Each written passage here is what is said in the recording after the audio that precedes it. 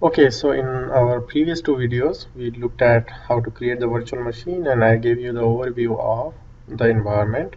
Next thing we are going to do is run our demo example. Now we can open a terminal and run it from here, but if you are comfortable with PuTTY, you can connect through PuTTY as well. Okay, so I will use that option. In case you are not aware about what PuTTY is, you can get it downloaded from here, and it is a small utility wherein you can remotely connect to any Linux machine, right? So here I have it installed. I will just use PuTTY, and then what we need to do is we need to get the public IP of our virtual machine. Okay, so I will get the public IP and I will just give it over here. Open. You need to select yes. Again, username, password,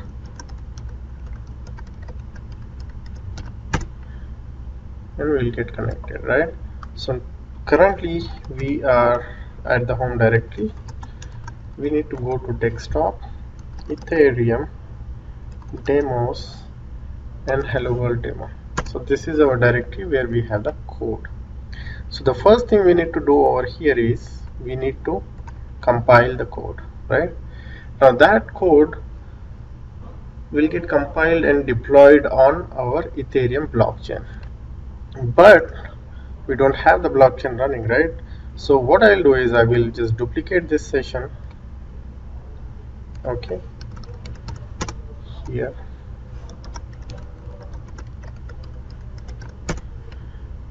okay. And in my last session I talked about the test RPC. Okay, so that test RPC is basically in-memory simulation of our Ethereum blockchain. Okay, so I will just type test RPC and this command will come. Hit enter.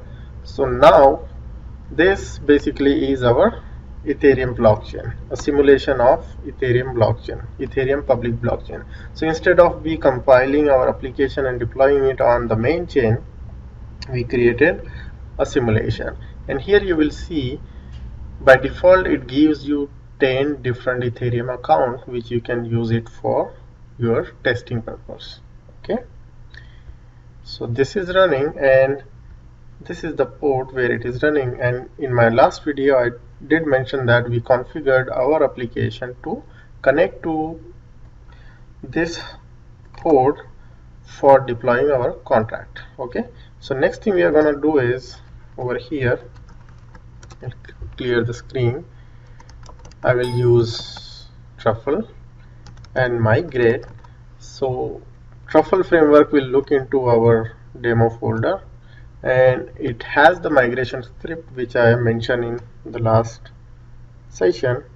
So I hit enter and I will have these two windows side by side. Okay, so it will compile and here you will see it says that saving successful migration to the network. So it basically deployed our application or the contracts over here. So now we have our code deployed. Next thing we need to do is we need to test this code, right?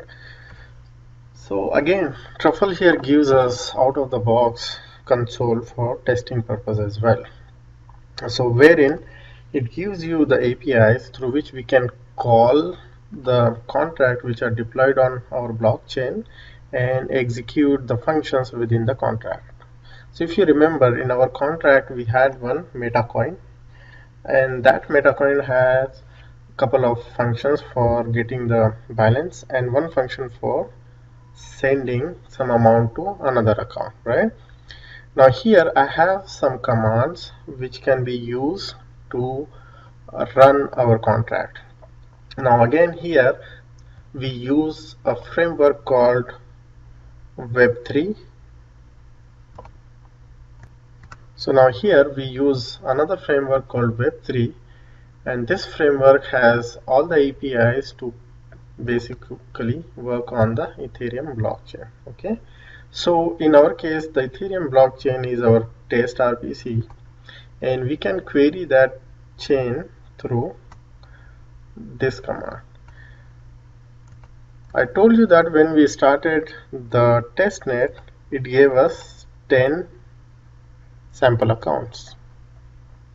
Okay, over here you can see we have these sample accounts. So what we are going to do is, in this demonstration we will, so this is our first account. Okay, so this account will have 10,000 assigned to the balances, because what we are going to do is we are going to use this account to initialize our metacoin. Okay, so let me just demonstrate it one by one. So first we can query the accounts on the Ethereum by using this. Now in order to execute this command, we need to open the truffle console.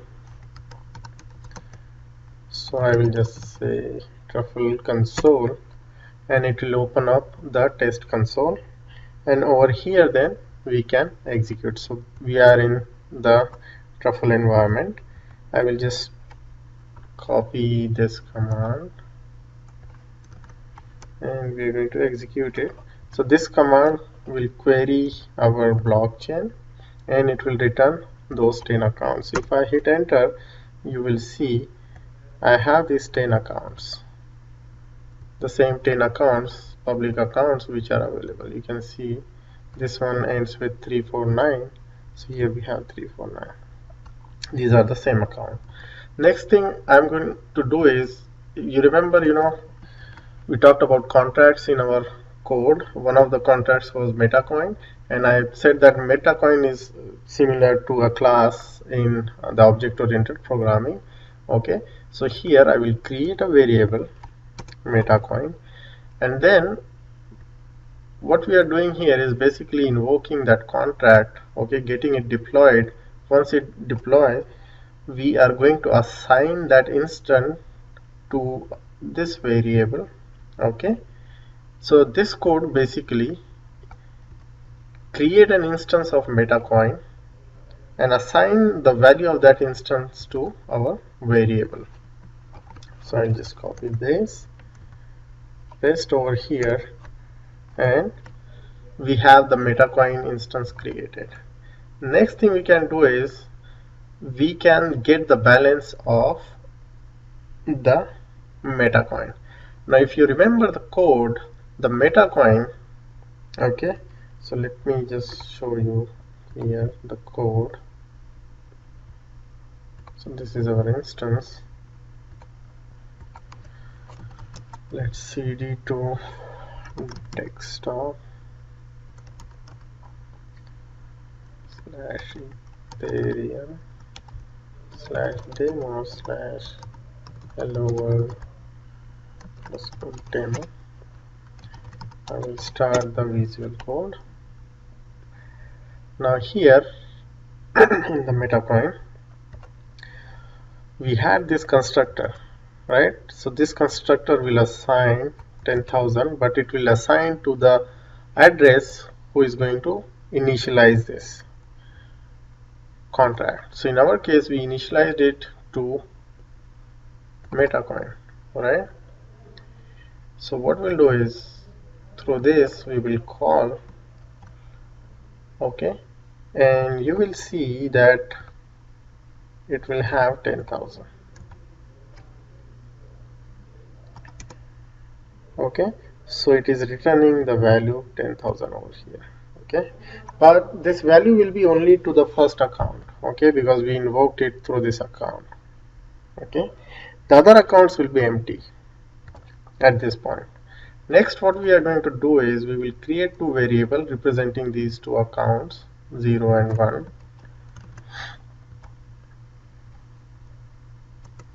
Okay, so 0 is this 349 and 1 is this. Okay, and then what we'll do is, before we invoke the send coin, we already query.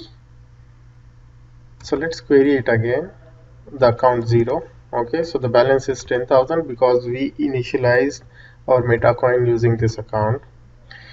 And I will call this again with account 1.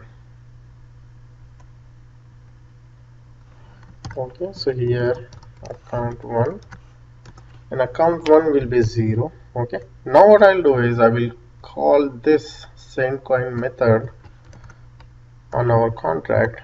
So as per our code, the sendCoin will then, since the amount I am sending is 100, okay, which is less than 10,000 for the sender, it will deduct 100 from there, and then for the receiver's account it will add that value. So hit this, and now you get the details of the transaction. So this is the transaction hash, which block number this transaction was executed on our test RPC blockchain, how much ether gas is being used for this transaction, and so on. Okay, and also on our testnet you will see the same transaction being printed. Now if we go and query our first account 0, you will see the balance is 10,000 minus 1,000, which is 900, and the balance on our first account is 100, which was previously 0. So this is a demonstration of Ethereum blockchain and how we can deploy a contract, we can put a business logic in that contract, and then we can, once we deploy it in our blockchain, we can execute those contracts, right? So in our case, we had one MetaCoin contract having one operation which transfer amount from one account to another account, and also it initializes the account which create the instance by 10,000 initial value. So once we execute the get back the operation to transfer the amount, you will see the transaction happening on the blockchain, and at the same time the amount is getting reduced from the sender's account and getting added to the receiver's account. So this concludes this session of Ethereum, learning Ethereum by example, where we looked at how to create the virtual machine, how went through the code and then executed the demo. And you will notice that here the environment, the virtual machine gave you everything out of the box. You don't need to worry about setting up the test RPC net. You don't need to worry about having truffle installed. You don't need to worry about the code. So this is a very quick way to learn about Ethereum by example.